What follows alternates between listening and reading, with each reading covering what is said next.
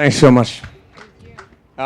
So to start off, since one of our themes is participation, I'd like everybody to stand up, and we're actually going to start with a really quick game.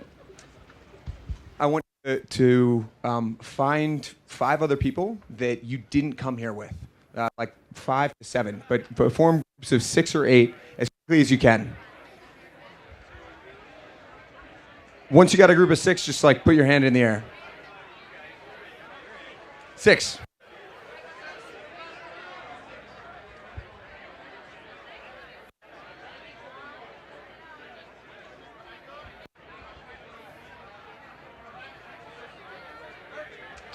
All right.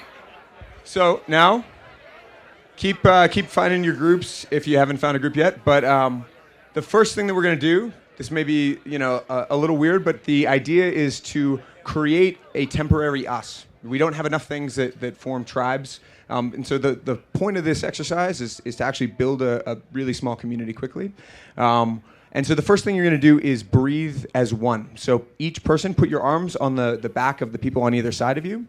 And you're going to pay attention to the person to your right, and you're going to match their breath. So if anyone wants to just totally be an asshole, they can stop breathing, and they're gonna hold everybody for a little while. But first, everyone just start with a big inhale and exhale, and then just match the breath of your group.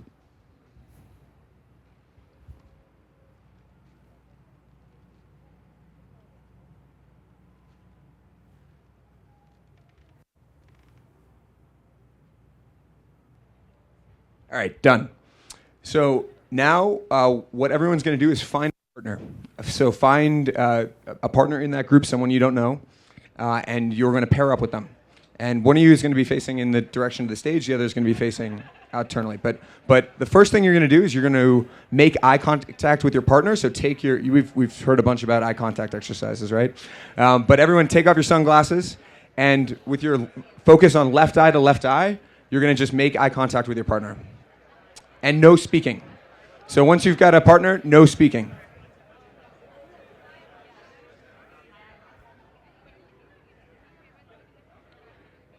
All right.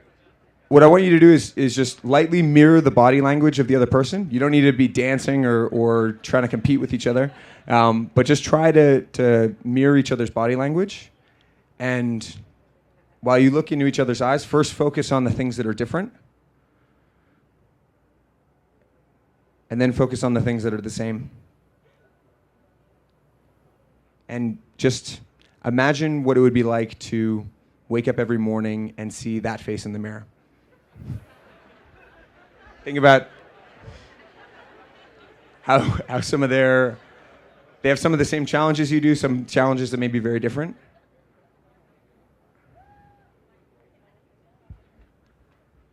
The point of this is just for us to teach and learn from one another. We have to first be connected with each other. And building empathy is an essential part to growing together.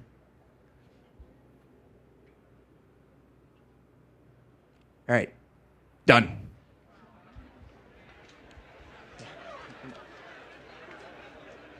All right, now the partner who is closest to the stage. The partner who's close to the stage is going to say 3 things that they know something about. Now, this can be as practical as they know how to fold a 200-pound tarp so that one person can carry it. I learned that this week at Burning Man. It can be something about neuroscience or physics or healing with crystals or whatever. And the person who's furthest is going to choose which of those 3 things they want to hear something about. You're going to have about 1 minute to teach them something. So everyone say 3 things, and then the partner will choose one of them.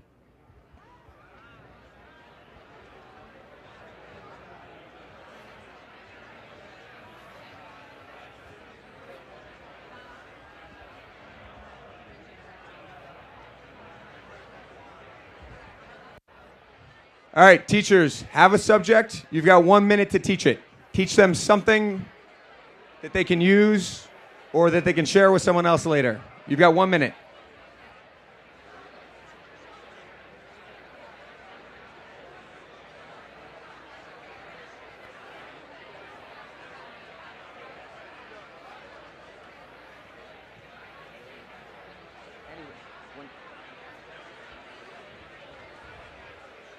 Now, finish it, wrap up your lesson.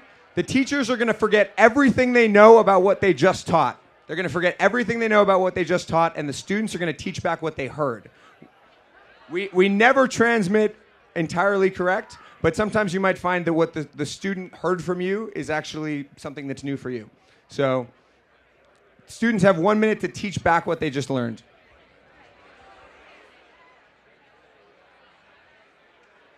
All right, now wrap it up and switch sides. Students become the teachers, teachers become the students. Pick 3 things, find something that you know there's an overlap between what you know about and what they're interested in. It could be a lesson from Burning Man. It could be something that you heard today. It doesn't matter. Switch sides.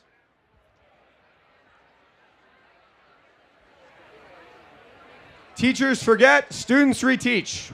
Teachers forget everything, students reteach.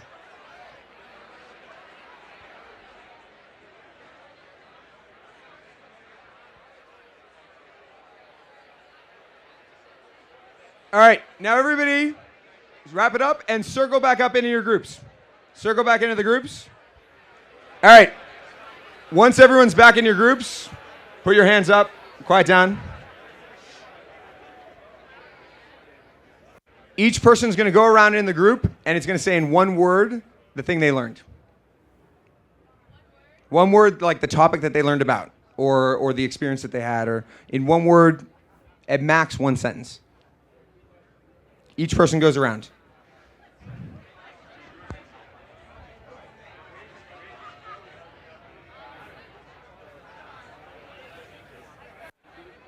All right, now what everyone's going to do, so, sorry, it's too fast. You guys can finish it up afterwards, but what each person's going to do is each group is going to, this is again another sort of weird thing to build a tribe, but each person's going to hum a tone. If you've been to yoga, you know like what oming is, but the group is going to sort of make a collective noise. So any person in the group can change the pitch, they can change the frequency, they can change the noise that the group makes, but you're all going to make a noise together. Just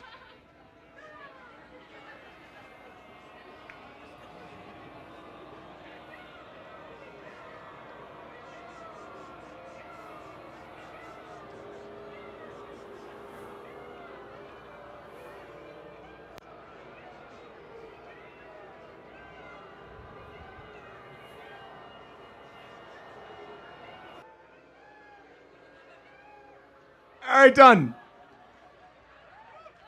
Thank you guys for playing along. All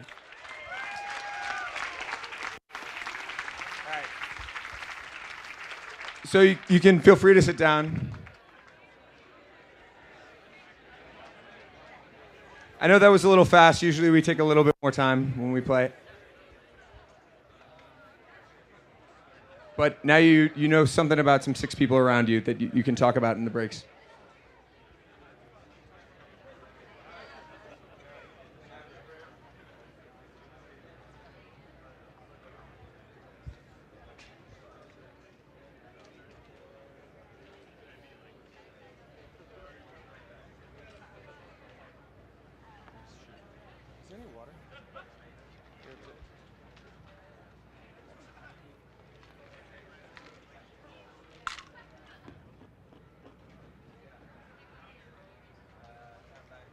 So, you might be wondering what that was. First I'll tell a little bit about my background. Since humans have been around, we have had communities based on shared values and shared stories. These communities are incredibly powerful. We form stories about how the world works and how we operate in it. And often we form our identities, we decide which communities we belong to, and form our beliefs and actions after that. We say, hey, I'm a libertarian, and libertarians do this, or I'm a socialist, and socialists do this, or I'm a Christian, or a Muslim, or a Buddhist, and they do this. And we form our actions around that. And as a student of anthropology, and especially as someone who studied religions, I was fascinated by how these communities with shared values really transformed people's lives. How they turned groups of strangers into extended families, how they taught people how to forgive themselves, forgive other people, and really change people's habits and behaviors, sometimes eliminating really self-destructive behaviors. And the most intense experience I had with this was I spent 9 months studying evangelical Christian communities and seeing how they specifically did that, and participating in one of them, and seeing how that community was able to grow and welcome people in. But for me, personally, I've always been much more fascinated by how science as a process has changed our understanding of the universe. There are 13 trillion atoms in a single strand of your DNA, but it's only in the last 75 years that we've had a knowledge of DNA or had telescopes and that were strong enough for us to be able to count all those stars.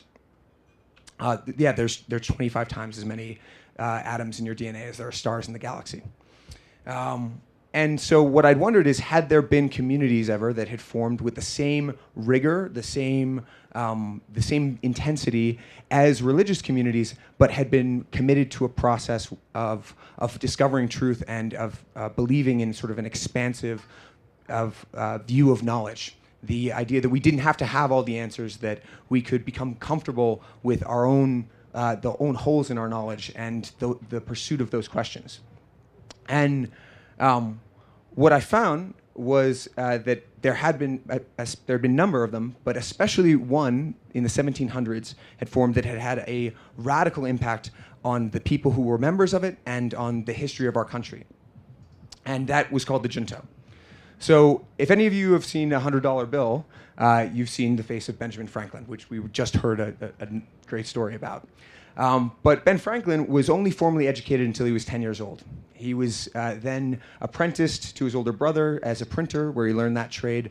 But after years of abuse, he decided that he wanted to run away from home, cut ties with his family, and move to Philadelphia.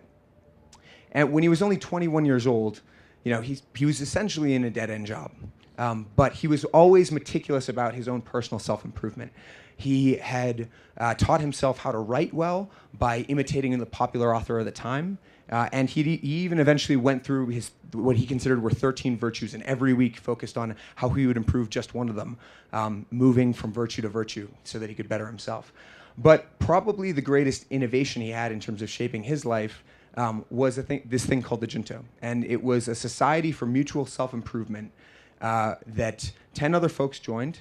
They were everything from a bartender to a cabinet maker to surveyors.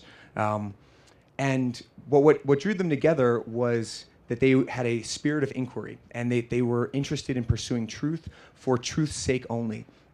So what was relatively new at the time was how people worshipped externally was irrelevant. So they would come together and each bring questions on philosophy, on morality, on natural philosophy, which was the early stages of science. And this Junto did incredible things for each person, but they also did things together. They founded one of the first fire departments in the United States. The first public hospital came out of Junto members. The University of Pennsylvania, which is one of the first universities to teach in English, as opposed to Latin, and focus on actual trades. So as I saw this, I was sort of inspired, and talked with a number of my friends who had come from Jewish backgrounds or Muslim backgrounds or Christian backgrounds. And it seemed that there was something to this social reinforcement, because one of the key tenets of the Junta was that the point of a debate or an argument was not victory but progress. One of the hardest things that we have to overcome is our desire to be right, our desire to know things. And one of the other things that we have to realize is have the confidence that we can constantly be learning, and in our learning we can be teaching others. So we started an experiment where we said, what would it be like if we tried to have a structured community that was based on the same principles that had flourished in the 1700s? Because while the Junta had lasted for 40 years and really was able to help each of those people establish their careers and grow as individuals, and eventually help the nation form, Ben Franklin because of the Junta, he was able to pursue a number of scientific experiments so that when he went to France as the first ambassador from the United States, he was already well known. And if there hadn't been this reputation of the United States as being a place where science happened, we may never have gotten the support from the French to win the Revolutionary War. So what we set to do was to experiment not only in terms of how we grow in our own lives, but how we form communities with each other. Because really we have, as we interact with strangers and as we interact with our friends, we have a number of default scripts that we fall to. Scripts like, what have you been up to? Where are you from? What do you do? What's your profession, right? These what are you doing this weekend? These are just scripts that we have that we happen all the time. So we said, what would it be like if instead we assumed that every person we met, whether they were a cash register or a taxi driver or someone that we met out on the playa, what if we assumed that every person we met had knowledge and we treated them as with enough respect and humility in ourselves that we could learn from them? And so we started asking people what they had learned or what they could teach us. And then we started saying, are there lessons from the Junta that we could apply into our normal life in terms of how the community's formed? Because when a community is a habit as opposed to an event, it really has the power to turn strangers into real friends and help us each grow as individuals. And so we started saying, like, what would it look like for us to be trying to constantly learn? So this game that you played earlier is one iteration, one experiment of how a group of people can teach and learn from one another. But there are dozens of games, and every person who facilitates a game tries to figure out what they could do to improve it, what they could do to make it better for us for connecting with other people and establishing those bonds and that sense of unity. What could make it more effective for us to find those overlapping areas where people have knowledge that they can share, and how can we help individuals grow in their teaching? So if you like this game, or if you like this idea, I'd encourage you to try those sort of experiments in your own life. One thing that we're trying to do at Burning Man, this is the first time we've talked about this to any audience besides our close group of friends, is to try and spread this and to try to find other people who want to pursue that kind of experiment and see, can we build communities based on the idea of perpetual learning? Can we build communities based on the idea that the point of life is learning and the way to live a good life is to constantly be learning? And can we find ways that we can learn more from each other, whether that's how to weld, how to build amazing structures, or how to understand physics and neuroscience and the universe, and how to get your roommate to do the dishes. So if you like that, then we are trying to coordinate people through a site called juntoist.com, but also feel free to keep playing the game or come find any of the folks who do this. So thanks very much. And